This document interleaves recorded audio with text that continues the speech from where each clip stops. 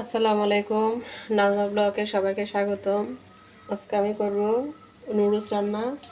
তার জন্য আমি পানিটা আগে থেকে দিয়ে ফুটাই নিচ্ছি। এখন আমি নুডলসটা দিয়ে দিব। নুডলসটা সিদ্ধ হতে থাক। এখন বেলা বাজে 12টা, বেজায় রোদ বাইরে, যেহেতু বৈশাখ মাস ঢুকে গেছে, অনেক গরম। এজন্য আমি সকালের দিকে বিকেলের নাস্তাটা রেডি করে রাখি। বিকালে একটু শুই, তারপরে আবার আসর আজান দিয়ে দেয়। তার জন্য বিকেলে নাস্তাটা রেডি করতে খুব দেরি হয়ে যায়। এই জন্য আমি সকালে কি নাস্তাটা রেডি করে রেখে দিই, পরে বিকেল আর ঝামেলা হয় না আমার। নুডলসটা সিদ্ধ হয়ে গেলে আমি ছেঁকে নিব। নুডলসটা সিদ্ধ হওয়ার ফাঁকে আমি ডিমটা একটু হালকা ভেজে নিচ্ছি। আর এদিকে আমার নুডলসটা সিদ্ধ হচ্ছে। নুডলসটা আমি ছেঁকে ঠান্ডা পানি দিয়ে ধুয়ে নিছি, ডিমটাও আমি ভেজে নিছি। এখন নুডলসটা রেডি করতে যাচ্ছি।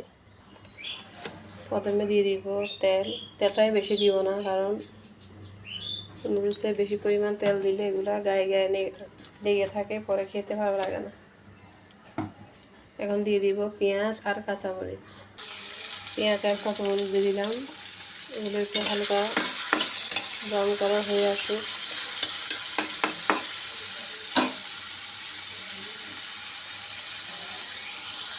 তারপর দিয়ে দিব সামান্য একটু টমেটো, বেশি দিব না।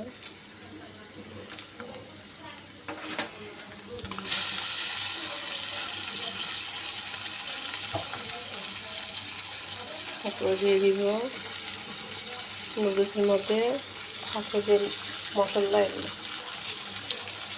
Chopstick noodles.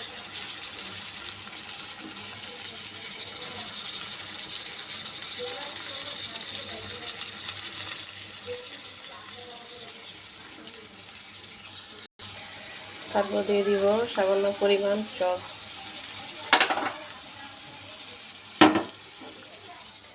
রুচি টমেটো সস অল্প একটু দিব, যেহেতু টমেটো দিচ্ছি আমি। ব্যাস, আর দিব না।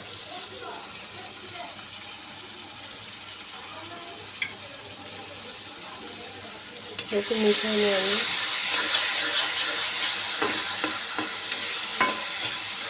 এখন দিয়ে দিব ভেজে রাখা ডিমটা।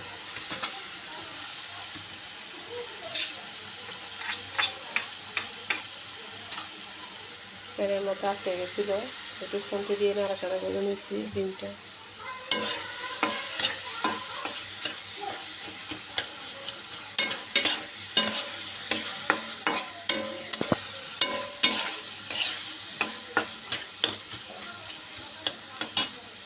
এখন আমি দিয়ে দিব নুডলসটা।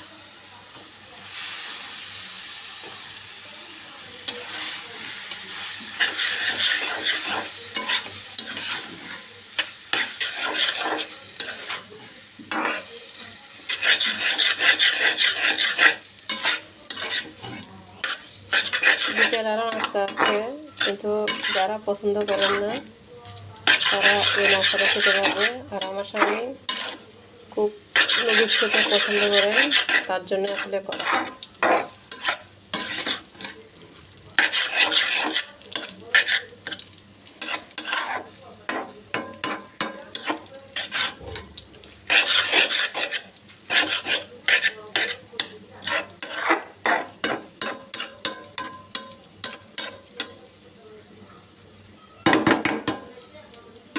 দুই মিনিট হোক, তারপর এটা আমি নামিয়ে ফেলব।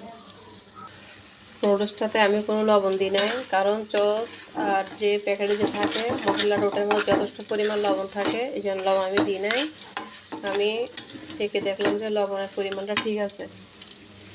অনেকে বলবেন যে আপু লবণ দেন না কেন, মানে লবণ দেওয়া লাগে নাই। বেশি পরিমাণ হলে একটু দেওয়া লাগতো, যেহেতু এখানে সামান্য পরিমাণ নুডলস, আমার লবণটা দিতে হয় না।